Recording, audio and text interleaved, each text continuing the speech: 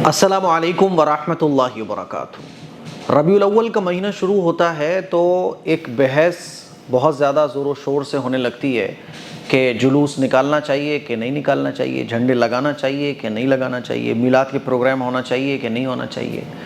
जो लोग ये कहते हैं जुलूस निकालना चाहिए, वो कहते हैं कि जुलूस तो नबी के सच्चे आशिक़ रसूल होने की निशानी है। जो लोग जुलूस नहीं निकालते हैं वो ये कहते हैं कि हम सच्चे आशिक़ रसूल हैं। और जो लोग झंडे लगाते हैं वो कहते हैं कि झंडा लगा दिया हमने और वहाँ भी अब जलेगा, वहाँ भी परेशान होगा। और जो लोग झंडे नहीं लगाते हैं वो कहते हैं कि भाई हम झंडे नहीं लगा रहे हैं। तो एक बड़ा बहस वाला माहौल हो जाता है।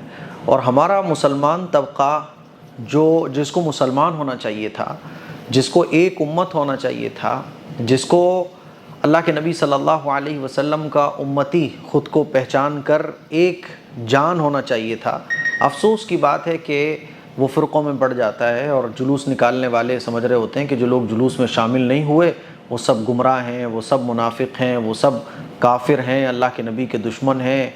और जो लोग जुलूस में जा रहे होते हैं वो ये समझ रहे होते हैं कि अब हम ही सच्चे आशिक़ रसूल हैं। इस सिलसिले में क्या सही है क्या गलत है, मैं बस एक वाक़या छोटा सा आप लोगों को सुनाना चाहता हूँ। और इस वाक़े को सुनाकर जो बात मुझे समझानी है, उम्मीद है कि आप लोग समझ जाएंगे।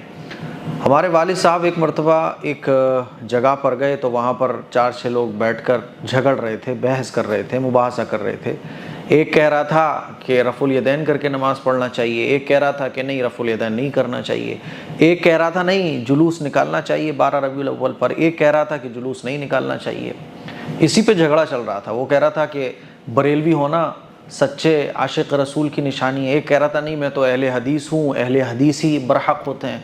तो ये 4-6 लोगों के बीच में बड़ा झगड़ा चल रहा था, डिबेटेबल माहौल था बहुत। तो हमारे वालिद साहब जब पहुँचे तो वालिद साहब से वो लोग कहने लगे कि हमारे वालिद साहब को बाबा जी कहते हैं, पूछने लगे कि बाबा जी अच्छा ये बताओ कि हम में से कौन सही है, कौन हक़ पर है और आपको क्या सही लगता है। तो हमारे वालिद साहब ने उनसे ये कहा कि सारे मसलों को छोड़ो, आप सारी चीज़ों को छोड़ो, पहले ये बताओ कि पहला कलमा किसको ठीक से याद है, तुम सुनाओ वही कलिमा। पहले से पूछा वो कलिमा तय्यबा नहीं ठीक से सुना पाया, दूसरे से पूछा वो भी कलिमा तय्यबा ठीक से नहीं सुना पाया, तीसरे से पूछा वो कलिमा तय्यबा ठीक से नहीं सुना पाया, चारों पांचों में से किसी को कलिमा भी याद नहीं था। फिर पूछा उनसे कि अच्छा बताओ कि नमाज के वाजिबात कितने हैं। फिर उनसे पूछा कि अच्छा बताओ नमाज के फ़राइज़ कितने हैं। फिर उनसे पूछा अच्छा बताओ गुस्ल किन किन चीज़ों से टूट जाता है, निजासत हकीकी और हुक्मी किसको कहा जाता है। मोटी मोटी चीज़ों को जब पूछा तो उनमें से एक भी आंसर नहीं दे पा रहा था।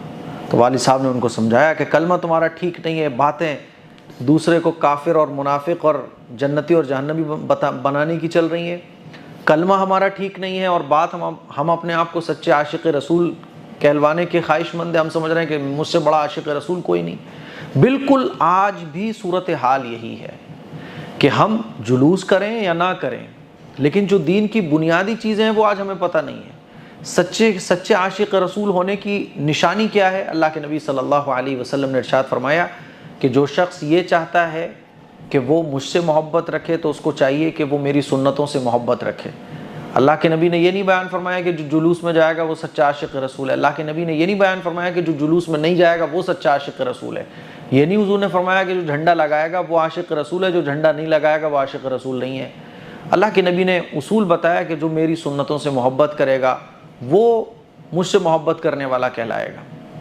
मेरे अजीज़ भाइयों मेरी बहनों, हमें ये बात समझना चाहिए, जुलूस में आप जा रहे हो या नहीं जा रहे हो, खुदा के लिए हम और आप दूसरों को काफिर मुनाफिक कहने के बजाय, दूसरों के ईमान पर उंगली उठाने के बजाय हम इस बात पर फोकस करें, हम इस बात पर फिक्र करें कि मैं कितना अच्छा हूँ, मैं कितना सुन्नतों पर अमल कर रहा हूँ, मैं कितना दीन पर अमल कर रहा हूँ। याद रखिएगा फ़िरक़ा वारियत का एक ही इलाज है, और फ़िरक़ा वारियत का वो इलाज ये है कि हर ईमान वाला अपने आप पर मेहनत करे, ना कि दूसरों पर। यानी दूसरों पर उंगली उठाने के बजाय खुद पर उंगली उठाए कि मेरे अंदर कितनी बुराइयां हैं, मेरे अंदर कितनी गंदगियां हैं, मैं कितना दीन पर अमल करता हूँ। आज हमारी प्रॉब्लम ये है कि हम खुद क्या हैं इसकी हमें फ़िक्र नहीं है, दूसरा क्या है इसकी हमें खूब फिक्र है। तो आप जुलूस में जाओ या मत जाओ, झंडा लगाओ या मत लगाओ, हमें ये देखना है کہ میں نبی علیہ الصلوۃ والسلام کی سنتوں پر کتنا عمل کر رہا ہوں. نماز اگر میری چھوٹ گئی تو جلوس میں نے پورے دن کیا، یہ جلوس کسی کام نہیں آئے گا، کیونکہ میں نے تو نماز چھوڑ دی. اللہ کے نبی کا جو حکم ہے اسی کو میں نے چھوڑ دیا. اللہ کے نبی کی آنکھوں کی جو ٹھنڈک ہے اس کو ہی میں نے چھوڑ دیا. اب میں جلوس میں نہیں گیا لیکن کام میرے سنت کے خلاف، زندگی میری سنت کے خلاف گزر رہی ہے. میں بریلویوں کو غلط سمجھ رہا ہوں، میں بریلویوں کو حقارت کی نظر سے دیکھ رہا ہوں اور خود کو بہت بڑا اللہ والا اور توپ سمجھ رہا ہوں، متقی سمجھ رہا ہوں، تو میری آخرت برباد ہے، کیونکہ میرے اندر تکبر آ گیا. سمجھ رہے ہو بات کو؟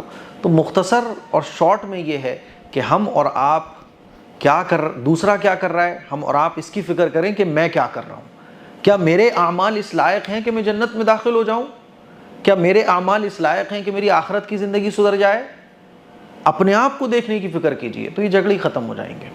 تو یہ مسئلوں کو چھوڑیے، خدا کے واسطے اپنی فکر کرنے کی ہم اور آپ کوشش کریں. قرآن میں بھی اللہ تعالیٰ ارشاد فرماتا ہے، اے ایمان والوں اپنے آپ کو جہنم کی آگ سے بچاؤ اور اپنے گھر والوں کو جہنم کی آگ سے بچاؤ.